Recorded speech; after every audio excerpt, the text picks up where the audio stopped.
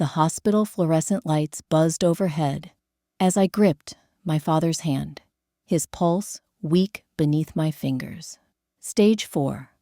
The doctor's words still echoed in my skull like bullets ricocheting off concrete. Miss Park, we need payment up front for the surgery. $200,000. $200,000. Might as well have been $2 million.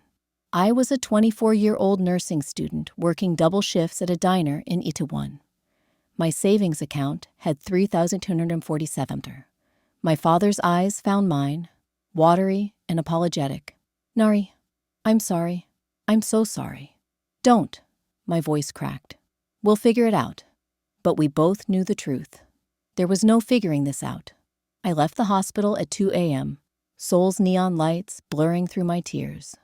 The autumn rain had started, cold and unforgiving. I didn't have money for a cab. Didn't matter. I needed to walk, to think, to breathe. That's when my phone rang. Unknown number. Hello. Park Nari. Not a question. A statement. The voice was male. Smooth like aged whiskey, with an edge that made my spine straighten instinctively. Who is this? Someone your father knows very well. I'm calling about his debt. My blood turned to ice. What debt?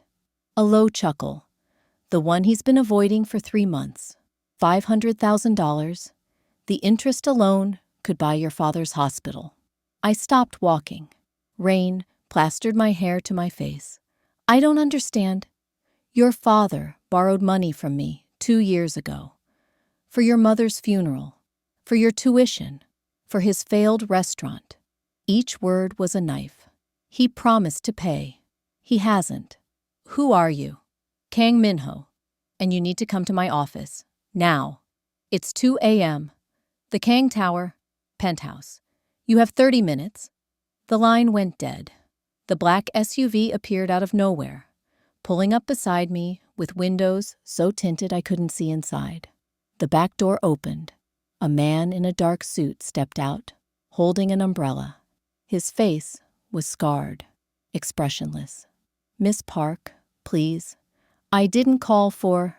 Mr. Kang doesn't like to wait. Something in his tone made it clear this wasn't a request. I thought of my father, unconscious in that hospital bed. I thought of the debt I didn't know existed. I thought of how quickly a life could unravel. I got in the car. Kang Tower dominated the Gangnam skyline, like a black dagger piercing the clouds. The elevator ride to the penthouse took 45 seconds. Long enough for my heart to hammer against my ribs. Long enough to wonder if I'd made a fatal mistake. The doors opened directly into his office. No, not an office, a throne room. Floor-to-ceiling windows overlooked Seoul's glittering expanse. The floors were black marble, reflecting the city lights like a dark mirror. Modern art hung on the walls, expensive pieces that probably cost more than my father's debt. A massive desk sat at the far end, and behind it, Kang Minho. He didn't look up immediately. He was signing documents, his movements precise and controlled. Dark hair swept back, revealing a face that could have been carved from stone. Sharp jawline, high cheekbones, a thin scar running from his left eyebrow to his temple.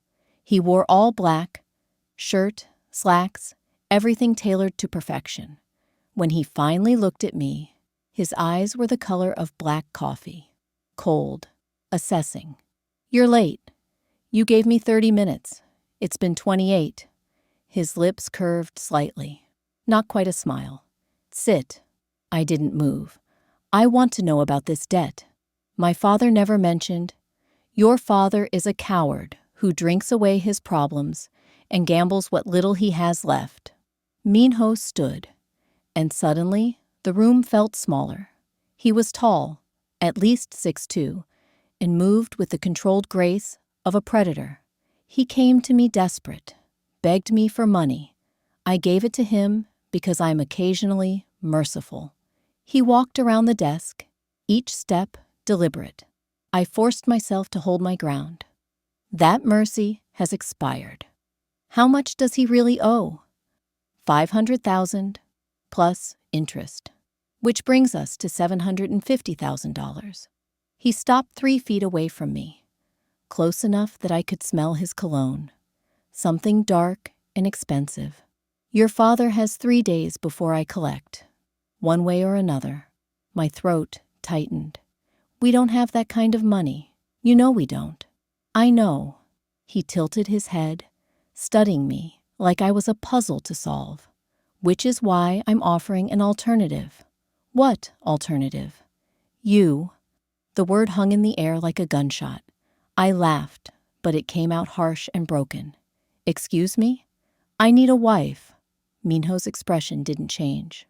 For appearances, for business, for the next year. You fulfill that role, and your father's debt is erased. Plus, I'll pay for his surgery, the best doctors, private room, everything. I stared at him, waiting for the punchline. It didn't come. You're insane. I'm practical. He moved closer. Your father is dying. You're drowning in bills. I'm offering you a solution. Marriage isn't a solution, it's a contract. He pulled a document from his desk, set it between us. You live with me. You appear at events as my wife. You don't ask questions about my business. After 1 year, we divorce quietly. You walk away with enough money to never worry again. I looked at the contract, then at him. And what do you get? Legitimacy, respect, the appearance of stability. His jaw tightened. I'm expanding my operations internationally. A wife softens certain perceptions. Find someone else. I want you. Those 3 words shouldn't have affected me. But they did. The way he said them. Absolute, final, like he'd already decided, and the universe would simply comply. Why me? Because you're desperate. Because you're loyal. Because you won't fall in love with me. He said it like a fact, not an opinion. And because something in your eyes tells me you'll keep your word. I shook my head, backing toward the elevator. This is crazy. I'm not some object you can buy. I'm not buying you. I'm offering a trade. He didn't follow me, but his voice carried across the room. You have 24 hours to decide. After that, I collect from your father in more permanent ways. The elevator doors opened behind me. I stepped inside, my hand shaking. Miss Park. His voice stopped me. When I looked up, his expression had shifted. Still cold, but with something darker underneath. Something almost like understanding. I know what it's like to watch someone you love die while you're powerless to stop it. This is me, giving you power. The doors closed. I rode down in silence, my reflection staring back at me in the polished steel. Behind me, Seoul glittered like a city of broken glass. I didn't sleep that night.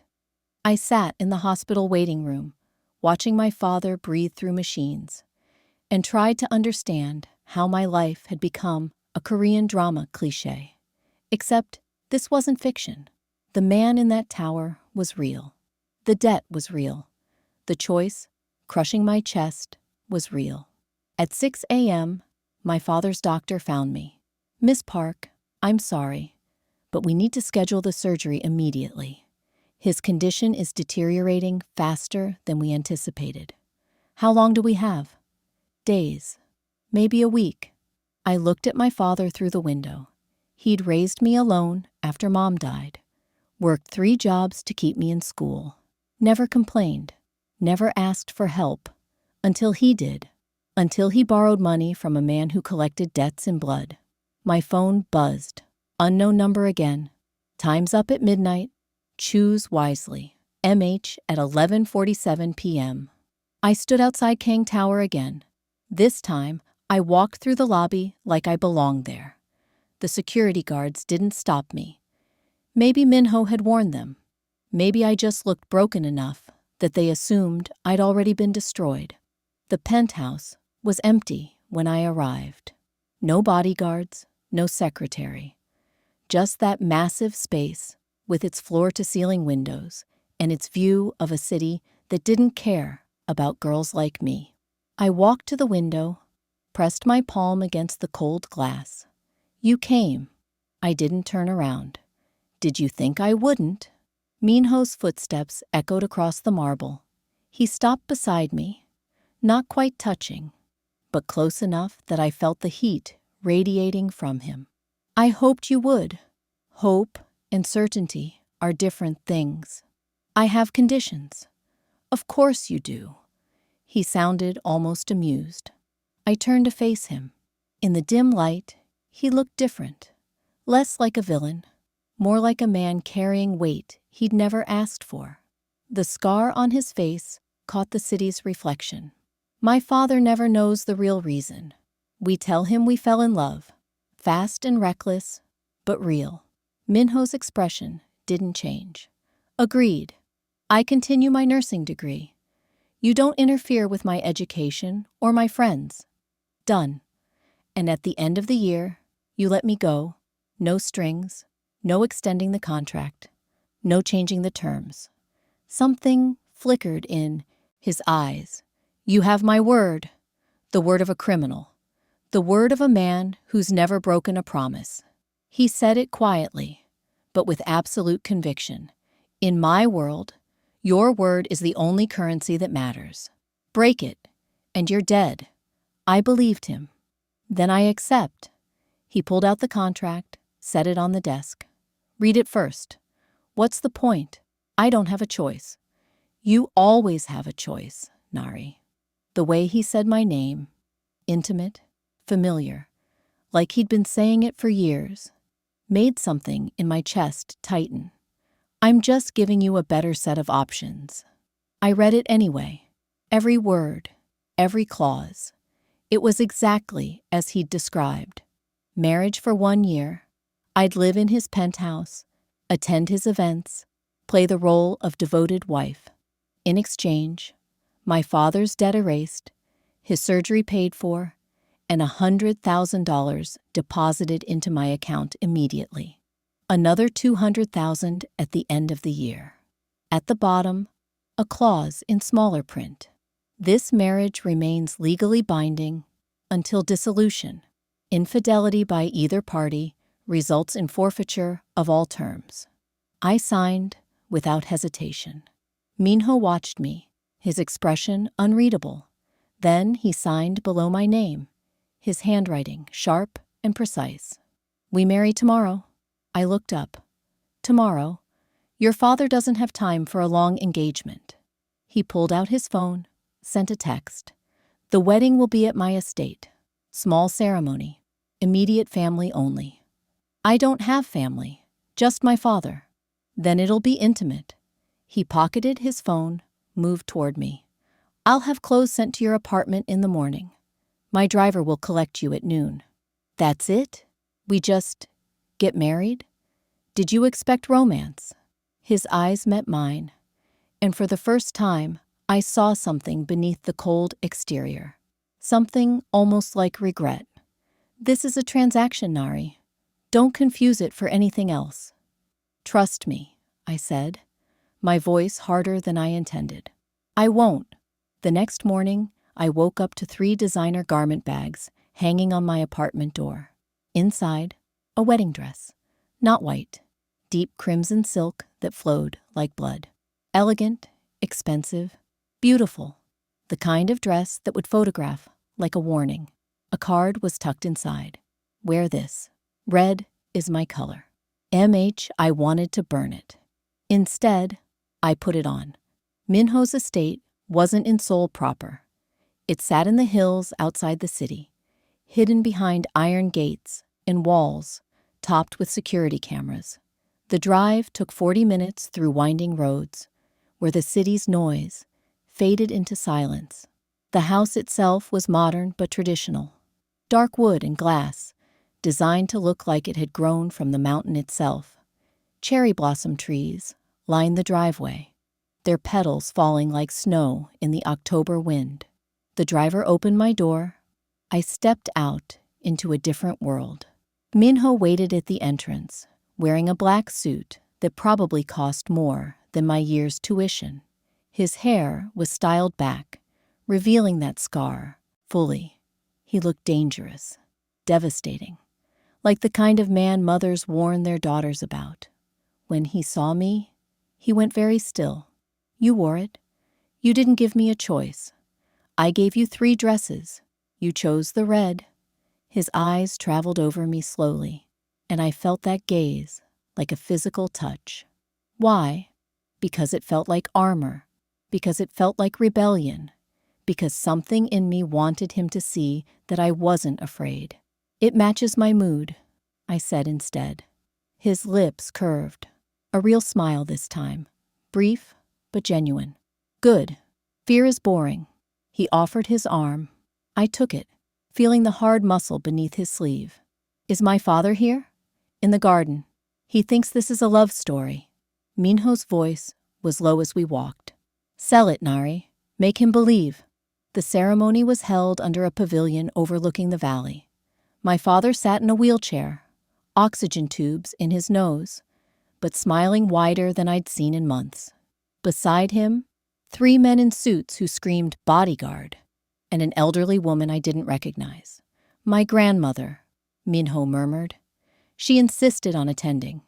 The officiant was already waiting. This was happening. This was real. Minho led me to the pavilion. The wind picked up, carrying the scent of chrysanthemums and rain. "We'll keep this short," the officiant said, opening his book. But Minho shook his head. "The full ceremony. Every word." I looked at him sharply. He didn't meet my eyes. So we stood there, hands joined, while the officiant recited vows in Korean and English, while my father wiped away tears, while Minho's grandmother watched with an expression I couldn't read, something between approval and deep sadness. "Do you, Kang Minho, take Park Nari to be your lawfully wedded wife?" "I do." His voice carried across the garden like a promise carved in stone. "And do you, Park Nari, take Kang Minho to be your lawfully wedded husband?"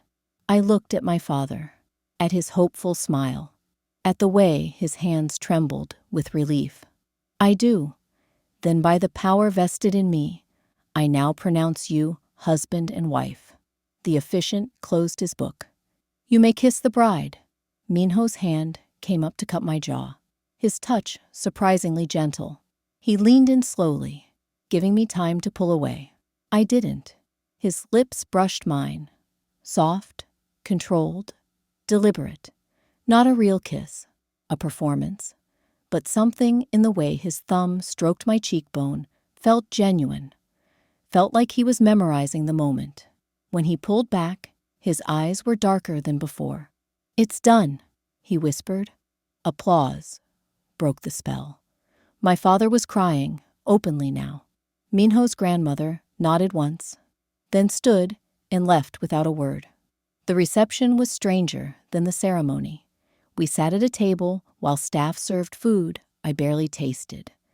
My father told stories about my childhood, laughing until he had to catch his breath. Minho listened, asked questions, played the role of attentive husband perfectly.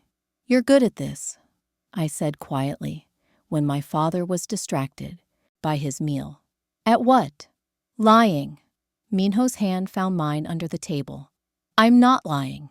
I'm just not telling the whole truth." His fingers laced through mine, warm and solid. "There's a difference." "Is there?"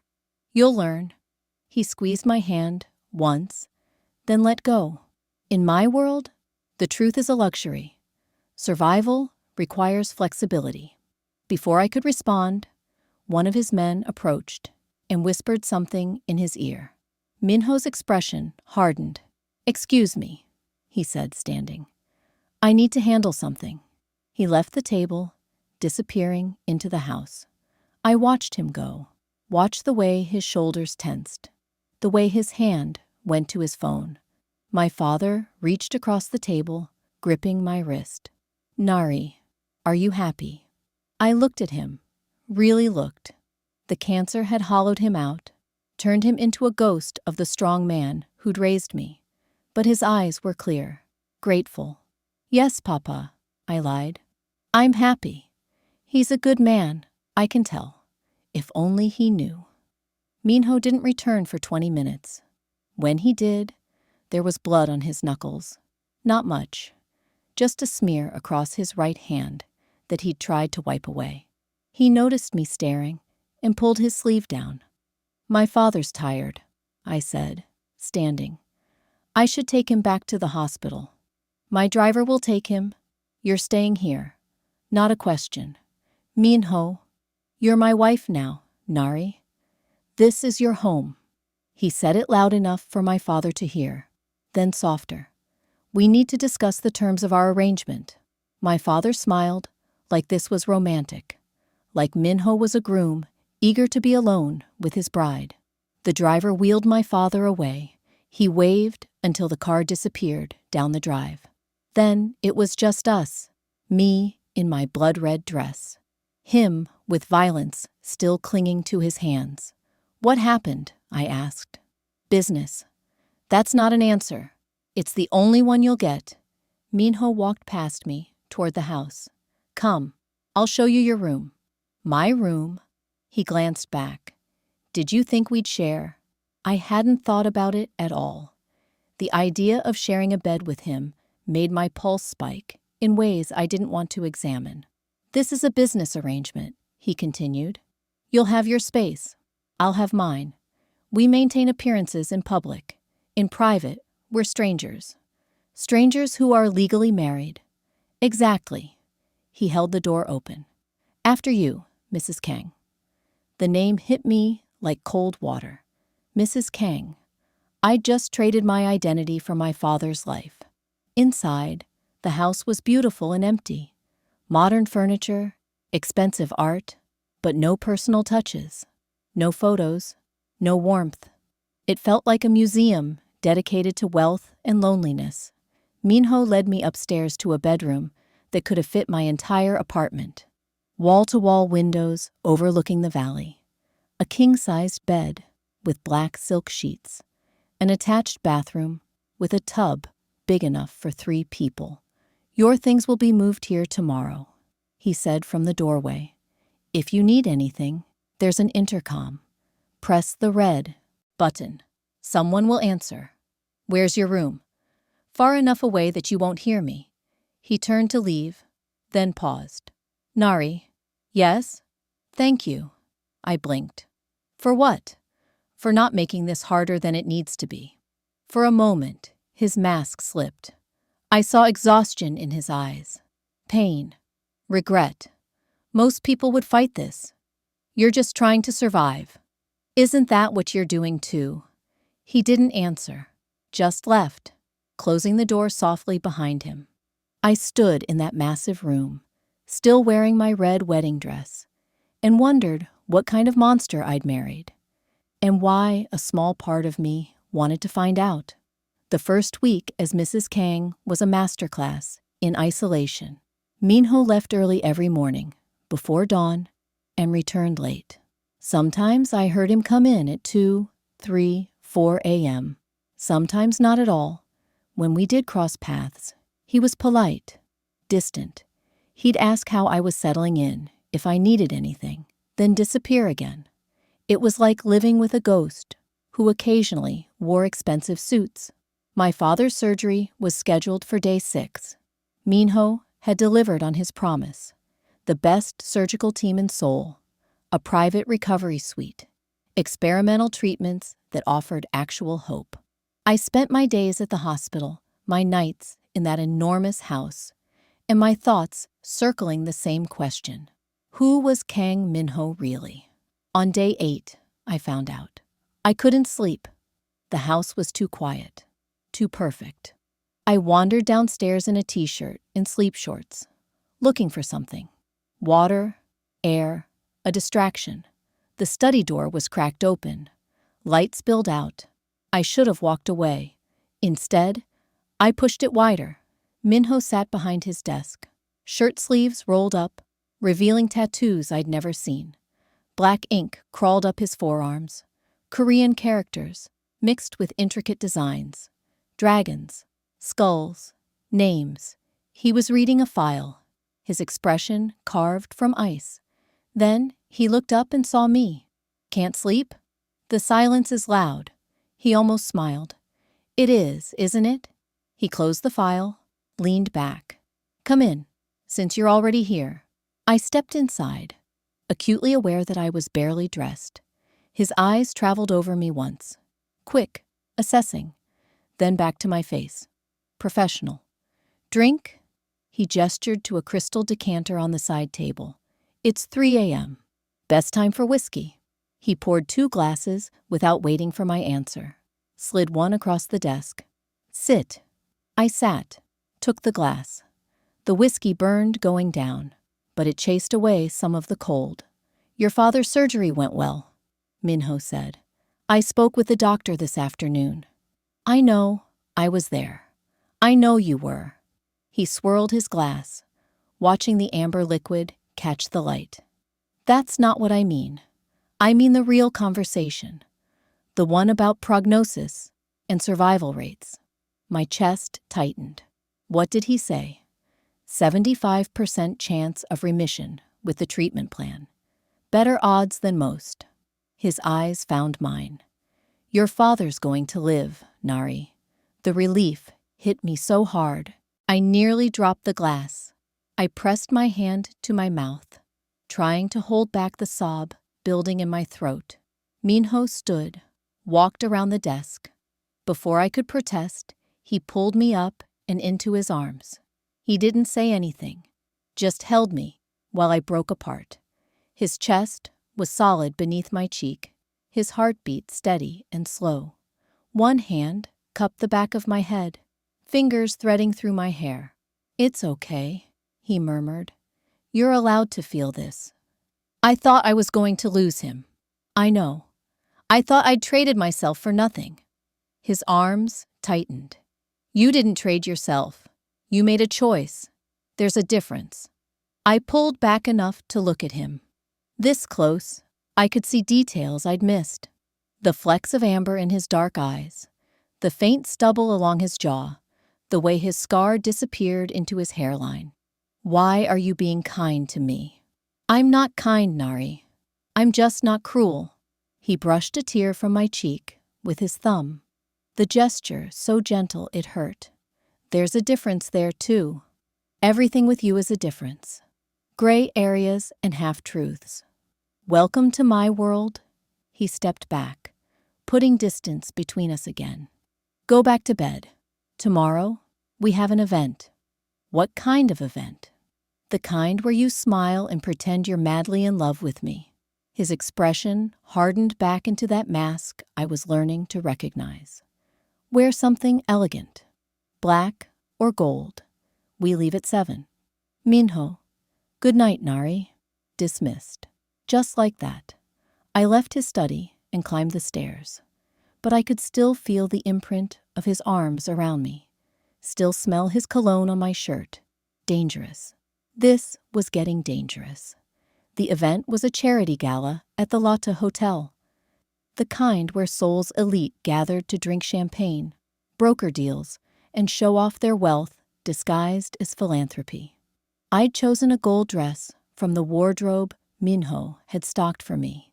It hugged every curve, split to mid-thigh, and made me feel like I was wearing armor and vulnerability simultaneously. When I walked downstairs, Minho was waiting in the foyer. He looked devastating in a black tuxedo, his hair styled back, a thin gold watch catching the light. When he saw me, he went very still.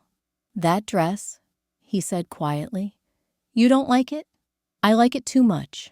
He offered his arm, his expression unreadable. Ready to play pretend? As ready as I'll ever be. The drive into Seoul took 30 minutes. Minho spent most of it on his phone. Speaking rapid Korean, I only half understood. Business calls. Always business. But as we pulled up to the hotel, he pocketed the phone and turned to me. Rules for tonight, he said. Stay close to me. Don't drink too much. If anyone asks how we met, we say it was at a hospital fundraiser 6 months ago. Love at first sight. Love at first sight, I repeated. Do people actually believe that? People believe what they want to believe. His hand found mine, squeezed once. You're nervous. I'm about to walk into a room full of Korea's richest people, pretending to be your wife. You are my wife. You know what I mean. He lifted my hand, pressed his lips to my knuckles. Just follow my lead. I'll protect you. From what? I wanted to ask. But the door opened, and we stepped into the lion's den. The ballroom was excessive in that way only extreme wealth could be. Crystal chandeliers, gold accents, champagne towers taller than me. Women in couture dresses worth more than cars. Men in tuxedos that screamed old money and older power. And every single eye turned to watch us enter. Minho's hand settled on the small of my back, possessive and sure. He guided me through the crowd, like he owned the room. Maybe he did. Conversations stopped as we passed. I caught whispers in Korean. That's Kang Minho. Didn't know he was married. Who is she? Black? I didn't expect. Minho's hand pressed harder against my back. Not quite a warning. More like solidarity. Ignore them, he murmured. They're small people trying to feel big. We reached the center of the room where a group of men in expensive suits were gathered. They turned as we approached, their expressions ranging from surprised to calculating. Minho, one of them said, older, silver-haired, smile sharp as a knife. We heard rumors you'd gotten married. Didn't believe them. Believe them, Director Choi. Minho's voice was smooth, controlled. This is my wife, Nari. I bowed slightly, the way I'd been taught. It's an honor to meet you. Director Choi's eyes swept over me, assessing. An unexpected choice. The best choices usually are. Minho's arm slid around my waist, pulled me closer. The message was clear. She's mine. Back off. How did you meet? Another man asked. Younger, hungry looking. Hospital fundraiser, I said, following the script. 6 months ago, I was volunteering. He was donating. I looked up at Minho, forced warmth into my expression. I told him his contribution wasn't tax-deductible virtue signaling. He asked me to dinner. Minho's eyes glinted with something like approval. She's never been afraid to tell me the truth. It's refreshing. I imagine truth is rare in your line of work, Director Choi said, his tone carrying weight. Truth is relative, Minho replied. Loyalty isn't. The air shifted. I felt it. The subtle tension, the unspoken threats, dancing beneath polite conversation. These men weren't just businessmen. They were predators dressed in Armani, and Minho was the apex predator among them. If you'll excuse us, Minho said smoothly. I promised my wife a dance. He led me to the dance floor, one hand settling at my waist, the other capturing mine. The orchestra was playing something slow and haunting. You did well, he said as we began to move. Did I? I felt like an exhibit at a zoo. You were, but you handled it perfectly. He pulled me closer until we were moving as one. Director Choi controls half the shipping in Busan. He's testing us. Why? Because weakness is opportunity. His eyes scanned the room, even as we danced. If he thinks our marriage is real, he'll treat me differently, more carefully. And if he thinks it's fake, then he becomes a problem. His hand pressed against my lower back, drawing me flush against him. Which is why you need to sell this, Nari. Make them believe. How? He spun me suddenly, then pulled me back into his arms, dipping me low enough that my hair brushed the floor. The move was dominant, possessive, designed to look like passion. When he brought me back up, his lips were inches from mine. Like this, he breathed. Then he kissed me, not like at our wedding, not soft or controlled or performative. This kiss was fire and demand and something dark that made my entire body respond. His hand threaded through my hair, angling my head exactly how he wanted. His other arm banded around my waist, holding me against him like he'd never let go. I forgot we were in a ballroom, forgot we were pretending, forgot everything except the taste of him and the way his body moved against mine. When he finally pulled back, I was breathless. "That," he said quietly, his voice rough, "is how you sell it." The room erupted in polite applause. I realized people had been watching, that Minho had staged the whole thing, that the way my heart was hammering had nothing to do with performance. "I hate you," I whispered. "Good." His thumb brushed my swollen lips. "Hate keeps you sharp." The rest of the night blurred. More introductions, more performative touches, more moments where I couldn't tell if Minho was acting or if something real was bleeding through. We left at midnight. The drive home was silent, but when we reached the estate and I started toward my room, Minho caught my wrist. "Wait." I turned. He was close enough that I could see the conflict in his eyes. "What you did tonight," he said carefully. "It was perfect, more than I expected. You expected me to fail? I expected you to survive. You thrived." His thumb traced circles on my wrist, absent-minded, intimate. "You're stronger than you pretend to be, Nari. And you're more human than you pretend to be." His jaw tightened. For a moment, I thought he'd pull away. Instead, he stepped closer. "Don't mistake humanity for weakness," he said softly. "The things I've done to build this empire would haunt your nightmares. Then why do you look haunted?" He released my wrist like I'd burned him. "Go to bed, Nari. Minho, now." I left him standing in the hallway, backlit by the city's distant glow. But before I closed my door, I heard him whisper, "I'm sorry. I didn't know what he was apologizing for. I was afraid to find out." 3 weeks into the marriage, I learned the first real truth about Kang Minho. He didn't sleep. I'd wake at 2 a.m., 3 a.m., 4 a.m. to use the bathroom or get water, and I'd see the light under his study door, hear the low murmur of his voice on phone calls. Sometimes I'd catch him standing at the windows, staring out at Seoul like he was counting his sins in the city lights. One night, I knocked on his door. "Come in." He was at his desk again, shirt unbuttoned, tie discarded, that same exhaustion carved into his features. A bottle of whiskey sat open beside him, half empty. "Can't sleep?" I asked. "Sleep is for people with clear consciences."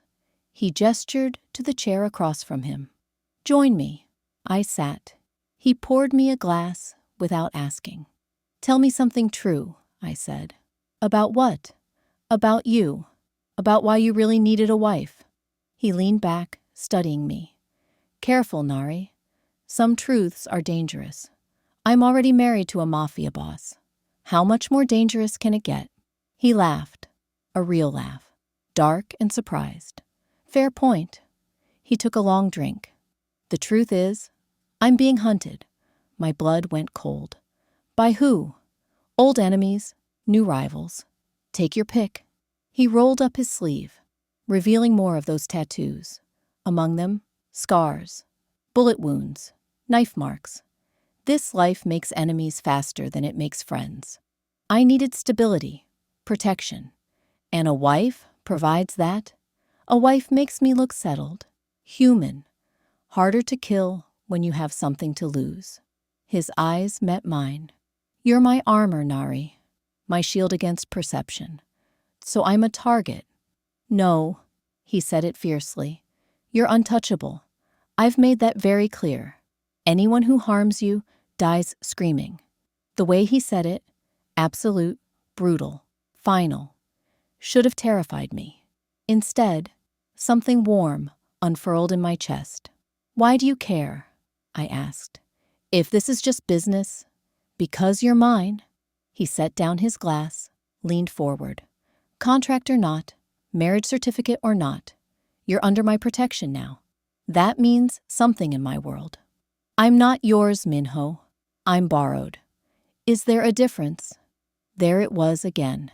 That question that seemed to define everything between us. Before I could answer, his phone rang. He glanced at the screen, and his expression went from tired to lethal in an instant. I have to take this. He stood, already walking away. Go to bed, Nari. Lock your door. Why would I? Lock your door. He answered the phone, switched to rapid Korean. His voice dropped to that dangerous register I'd learned to recognize. Something was wrong. I went to my room, but I didn't lock the door. Instead, I cracked it open and listened. 10 minutes later, Minho left the house. I watched from my window as he climbed into his SUV, followed by 2 more vehicles. The convoy disappeared into the night like dark water. He didn't return until dawn. When he did, there was blood on his clothes again. More than last time. My father came home from the hospital on day 30. Remission. The word felt like a miracle. Minho had arranged for him to move into a smaller house on the estate grounds, close enough to receive care, far enough to give me space. The staff would check on him daily. A private nurse would visit 3 times a week. You didn't have to do this, I said, as we watched my father settle in, marveling at his new home. He's family now. Minho's hands were in his pockets, his expression unreadable. Family is protected. Even fake family? He looked at me then, really looked. Nothing about this feels fake anymore. Before I could process that, his phone rang. Another call. Another crisis. I have to go, he said. Dinner's at 8. We have guests. What guests? But he was already gone. The guests arrived at 7:45 p.m. 5 men in dark suits, their faces hard and their eyes harder. They spoke in low tones, with Minho in the foyer, while I watched from the stairs, my instincts screaming danger. One of them noticed me. His gaze was cold, assessing. He said something to Minho in Korean, too fast for me to catch. Minho's response was sharp, protective. The man smirked. Dinner was a nightmare disguised as etiquette. I sat at one end of the long table, Minho at the other, the 5 men between us. They spoke in Korean, switching to English only when directly addressing me. So, Mrs. Kang, one of them said, the one who'd smirked earlier, what do you think of your husband's business? I think it keeps him busy. I took a sip of wine, kept my expression neutral. But that's marriage, isn't it? Learning to share him with his work. Sharing is complicated in our line of work. Then perhaps you should find a different line of work. The table went silent. Minho's eyes locked on mine across the distance. Warning, approval. I couldn't tell. Then one of the men laughed. She has fire, Minho. I like her. Good, Minho said coolly, because she's not going anywhere. After dinner, the men left. Minho walked them to their cars while I cleared the table, not because I had to, but because I needed something to do with my hands. When he returned, he found me in the kitchen. That was reckless, he said. What was? Provoking them. I set down a plate harder than necessary. They provoked me first. They were testing you. And? Did I pass? I turned to face him. Or did I fail your little performance? You passed. He stepped closer. But you also painted a target on yourself. I thought I was untouchable. Your armor. Your shield. You are. But armor cracks, Nari. He reached up, tucked a strand of hair behind my ear. And I can't protect you if you won't let me. I never asked for your protection. You married me. You got it anyway. His hand cupped my jaw, tilting my face up to his. Those men you insulted, They control the drug trade in Gyeonggi province.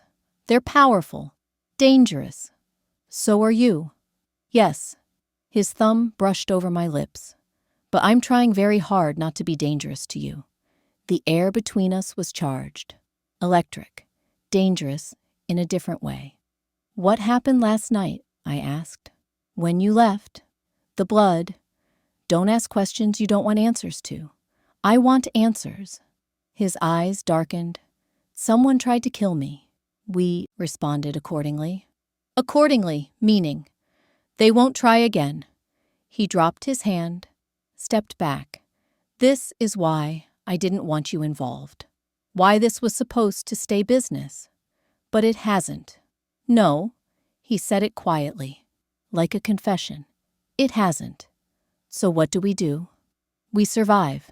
He turned toward the door. And you start learning how to shoot.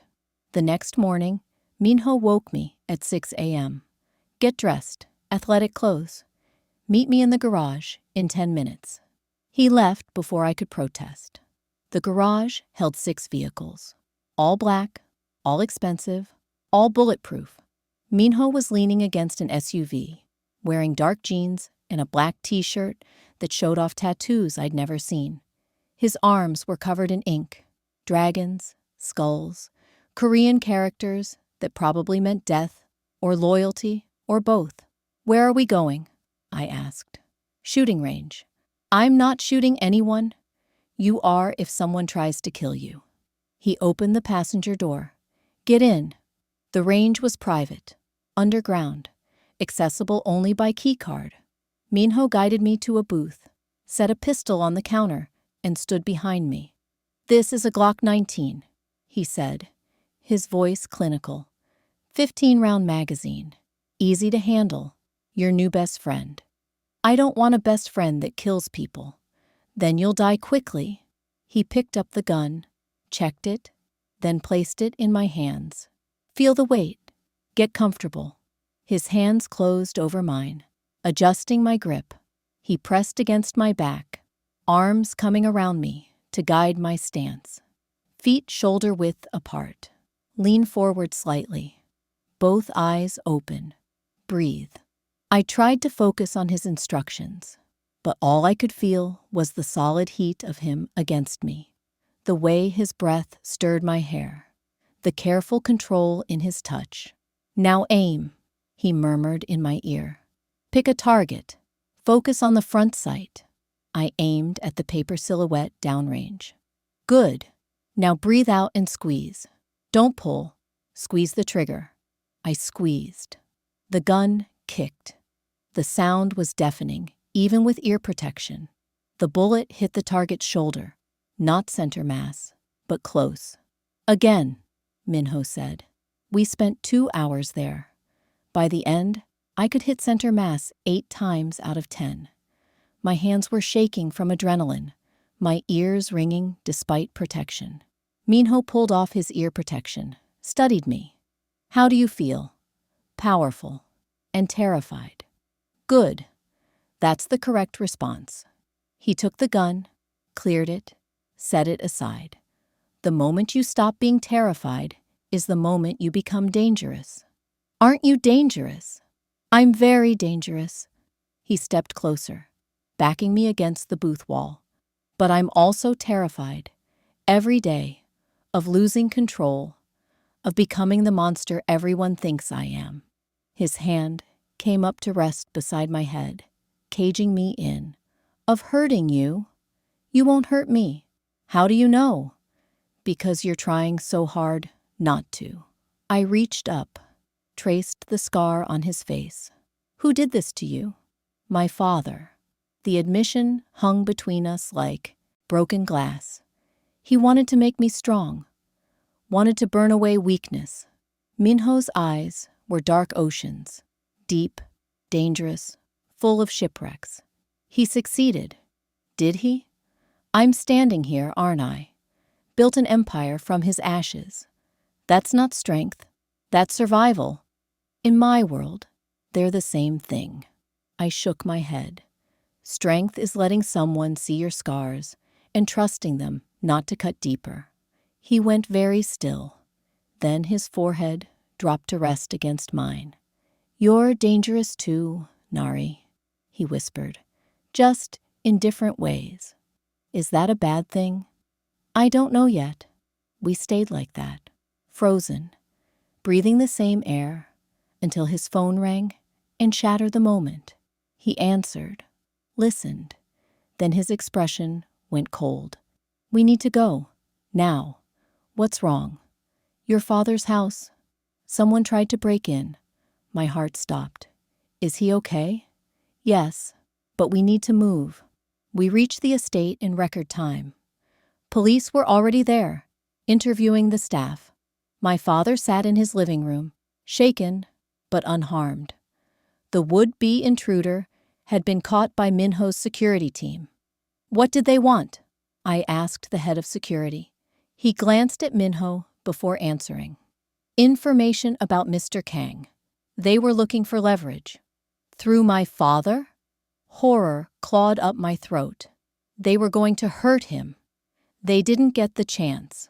Minho's voice was ice. "And they won't get another." He pulled out his phone, made a call, spoke in rapid Korean. When he hung up, his expression was murderous. "Stay with your father tonight," he told me. "I have business to handle." "What kind of business?" "The kind that ensures this never happens again."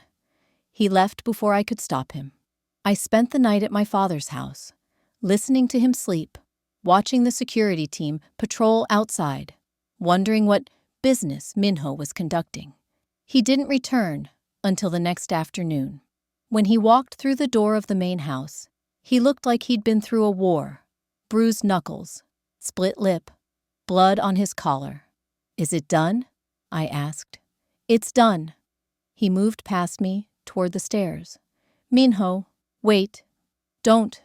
He stopped, but didn't turn around. "Don't ask me what I did. Don't try to understand it. Just know that your father is safe now." "At what cost?" He looked back then, and the expression on his face made my chest ache. "A cost I'd pay again," he said quietly, "every time." Then he disappeared into his room, and I heard the shower start. I stood in the hallway, something shifting in my chest. This wasn't supposed to happen. I wasn't supposed to care about him. But God help me, I did. We didn't speak for 3 days after the incident. Minho threw himself into work, disappearing for hours, sometimes days. When he was home, he was a ghost, present but unreachable. I continued my nursing studies, visited my father, and tried to ignore the way the house felt empty without Minho's presence. On the 4th night, I found him in his study again. But this time, he wasn't working. He was just sitting in the dark, staring out at the city. "You're going to go blind, sitting in the dark like that," I said from the doorway. Maybe that would be easier. I stepped inside, turned on a single lamp. Soft light filled the space. "Talk to me," I said. "About what?" "About why you're destroying yourself." He laughed, but there was no humor in it. "I'm not destroying myself. I'm just maintaining the damage." "That's not an answer." "It's the only one I have." He finally looked at me. "You want the truth, Nari. Fine. I'm tired. I'm so fucking tired of this life. Of the violence, of watching my back every second, of knowing that the moment I show weakness, someone will try to kill me. Then leave." "I can't." "Why not?" "Because this is all I know." His voice cracked. "My father built this empire in blood. I inherited it. I've spent 20 years maintaining it. If I walk away, it collapses. And everyone who depends on me, everyone whose family I've protected, whose livelihood I've secured, they all suffer. So you suffer instead. That's the job." I moved closer, knelt in front of his chair. "You didn't ask to be born into this. Neither did you. Yet here we are." His hand came up, cupped my face. "I'm sorry I dragged you into this darkness. I walked into it willingly. For your father, not for me. Maybe at first." I covered his hand with mine. But things change. Don't, he whispered. Don't say what I think you're going to say. Why not? Because I can't love you back. He said it like a confession, like a wound. I don't know how. Every person I've ever loved has either died or betrayed me. I can't, I won't do that to you. What if I'm willing to risk it? I'm not. He pulled away, stood abruptly. In 7 months, this contract ends. You walk away with your money, your freedom. You get to live a normal life. And you? I go back to being alone. He moved toward the window. It's safer that way. Safer for who? For you. I stood, anger flaring. Stop making decisions for me. Stop pushing me away because you're afraid. I'm not afraid. You're terrified.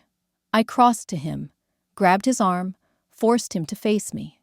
You're terrified that if you let me in, I'll see all the broken parts and leave anyway. His jaw clenched. Wouldn't you? No. I said it with absolute certainty. Because I'm broken too. We all are. That's what makes us human. I'm not human, Nari. I'm a monster wearing a man's face. Then I'll love the monster too. The words hung between us, irreversible. Minho's eyes widened. For a moment, he looked young, vulnerable, stripped of every defense. You don't mean that. Yes, I do. You can't. Watch me. He grabbed my shoulders, his grip almost painful. Listen to me. I have killed people. I have ordered deaths. I have destroyed lives without remorse. The man you think you see, he doesn't exist. Doesn't he? I held his gaze. Then who paid for my father's surgery?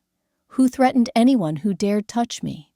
Who looks at me like I'm something precious instead of a transaction? That's exactly who you are. I reached up, framed his face with my hands. You're not your father. You're not the empire. You're Minho, just Minho, and that's enough. Something cracked in his expression. The walls he'd built so carefully began to crumble. I don't deserve you, he whispered. Good thing I'm not asking for permission. Then I kissed him, not to prove a point, not to seduce him, just to show him that he was wanted, that he was worth loving. For a heartbeat, he was frozen. Then he kissed me back with everything he'd been holding back.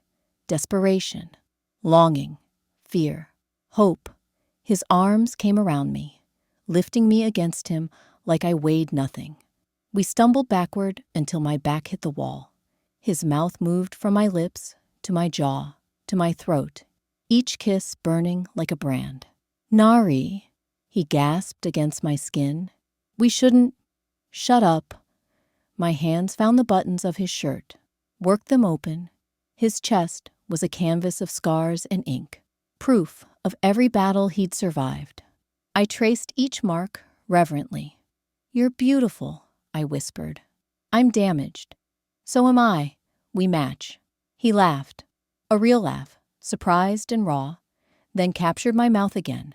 This time, the kiss was slower, deeper, a promise instead of a question. When we finally pulled apart, both breathless, he pressed his forehead to mine. This changes everything, he said. I know. I can't protect you if... Then don't protect me. Just love me. His eyes searched mine, looking for doubt. He wouldn't find it. 7 months, he said quietly.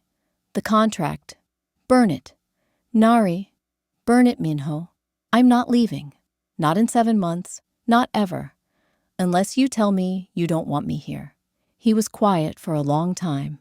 Then, I've wanted you here since the moment you walked into my office, wearing that defiance like armor. Then let me stay. It's going to be dangerous. I know. People will try to hurt you to get to me. I know. You might die. Then I die loving you. I pulled him closer. That's more than most people get. He kissed me again, softer this time, like he was memorizing the taste of hope. God help us both, he murmured. He already has, I said. He gave me you. The next morning, everything felt different. Minho and I had breakfast together. Actually together. Not him working while I ate alone. He looked more relaxed than I'd ever seen him. His usual armor cracked just enough to let light in. "What's on your schedule today?" he asked. "Classes until 3. Then I'm visiting my father. Take Jae-sung with you." At my confused look, "My driver. I'm not letting you go anywhere without security anymore." "Minho, that's excessive. It's necessary." He reached across the table, laced his fingers through mine. "Last night, I meant what I said. You're mine now. For real. That makes you a target. So you take security, or you don't leave the house. Your choice." I squeezed his hand. "Fine, but you're being paranoid. I'm being practical." 3 hours later, I learned he was being prescient. I was leaving campus when Jae-sung appeared at my side, tense and alert. "Mrs. Kang, we need to go, now." "What's wrong?" "There's been a threat. Mr. Kang wants you home immediately." The drive back was fast and silent. My phone had 15 missed calls from Minho. I called him back. "Where are you?" His voice was sharp with worry. "On my way home. Jae-sung is with me." "What's happening?" "Someone sent me a message. Photos of you on campus. Times, routes, patterns." His voice dropped dangerously. "They're planning something." My blood went cold. "Who?" "Old enemy. Doesn't matter. What matters is you're safe." I heard voices in the background. Orders being given. "When you get home, stay inside. Don't leave the estate. I'll be there in an hour." "Minho, I love you." He said it quickly, like he might not get another chance. I should have said it last night. "I love you, Nari. I love you too." "Good. Remember that." He hung up. The SUV pulled through the estate gates. Security was everywhere. Men with guns, patrol vehicles, dogs. The house had been turned into a fortress. Jae-sung walked me inside, where more guards waited. "Stay in the house," he said. "We'll handle this." But an hour passed. Then 2. Minho didn't come home. My phone rang at 9 p.m. Unknown number. "Hello, Mrs. Kang." The voice was male, accented, cold. "We have your husband." Everything stopped. "What?" "Kang Minho is currently enjoying our hospitality. If you want him back alive, you'll follow our instructions exactly." "Let me talk to him." Sounds of movement. Then, "Nari." Minho's voice, rough with pain. "Don't listen to them. Don't." A sickening thud cut him off. "Stop!" I screamed. "What do you want?" "You, in exchange for him. Come alone to the address I'm texting you. You have 1 hour. If you bring police or security, he dies. If you tell anyone, he dies. If you're late, he dies." "How do I know he's even alive?" Another sound. Minho's voice, cursing in Korean. "Alive, but hurting. Clock's ticking, Mrs. Kang. Make your choice." The line went dead. A text arrived with an address in Incheon, an abandoned warehouse district. I had a choice to make. Call Minho's security team and risk his life, or go alone into a trap. Not really a choice at all. I grabbed my coat, found the gun Minho had given me, and left through the back exit while the guards weren't looking. The warehouse was exactly what I expected. Abandoned, dark, reeking of salt water and rust. A single light glowed in the center of the building. I walked toward it, gun hidden in my coat pocket, heart hammering. "I'm here," I called out. "Where is he?" Figures emerged from the shadows. 5 men, the same ones who'd been at that dinner. The leader, the one who'd smirked at me, stepped forward. "Mrs. Kang, how noble of you to come." "Where's Minho?" He gestured behind him. Minho was tied to a chair, face bloodied but conscious. His eyes met mine, and I saw fury mixed with fear. "Let him go," I said. I came like you asked. About that, the leader circled me slowly. See, we don't actually want you. We want leverage. And nothing controls a man like Kang Minho better than threatening what he loves. So, this was a setup. Smart girl. He pulled out a gun, pressed it to my temple. Minho, tell us where you're hiding the shipment, the weapons, everything. Or I paint this warehouse with her brain. Minho's voice was raw. Touch her, and I'll kill everyone you've ever loved. The gun cocked. Last chance. Wait. I reached into my pocket slowly. I have something. You want more? Oh? I pulled out my phone. Minho's security codes, bank accounts, everything. Let him go, and it's yours. The leader laughed. You expect me to believe? I rattled off a code. His eyes widened. It was real. How did you get this? I'm his wife. He trusts me. Lie. I'd memorized it from watching him enter it once. So make a deal. Let us both go, and you get everything. Or I just kill you both and take it anyway. Except the codes change daily, and I'm the only one who knows the current ones. Another lie, but said with confidence. He studied me, then smiled. You're bluffing. Am I? I held his gaze. Wanna risk it? A standoff. Tension so thick it could be cut with a knife. Then, let her go. Everyone turned. Minho's voice, calm despite everything. Let her go. Take the codes. I'll cooperate. Minho, no. It's okay, Nari. His eyes found mine. I trust you. The leader hesitated, then lowered his gun. Give me the phone. I handed it over. He scrolled through it, checking the information. This better be real. It is. He gestured to his men. Untie him. They moved toward Minho. The moment his hands were free, everything happened at once. Minho exploded into motion, grabbing the nearest guard's gun, spinning, firing. I dropped to the floor, pulled out my own weapon, and shot the man closest to me. Not fatal. Shoulder. Just like Minho taught me. The warehouse erupted in chaos. Gunfire. Shouting. Bodies moving. Minho fought like a demon. Brutal. Efficient. Unstoppable. Within seconds, 3 men were down. The leader tried to run. Minho shot him in the leg. The man collapsed, screaming. Then it was over. Silence, except for groans of pain. Minho walked over to the leader, pressed his gun to the man's head. You touched my wife. Wait, you threatened what's mine. Please. There is no mercy for that. Minho. My voice stopped him. He looked at me, and I saw murder in his eyes. Don't. Not like this. He tried to kill you.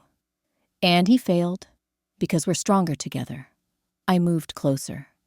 You taught me to survive. Let me show you how to live. For a long moment, he didn't move. Then, he lowered the gun. Call the police, he told me.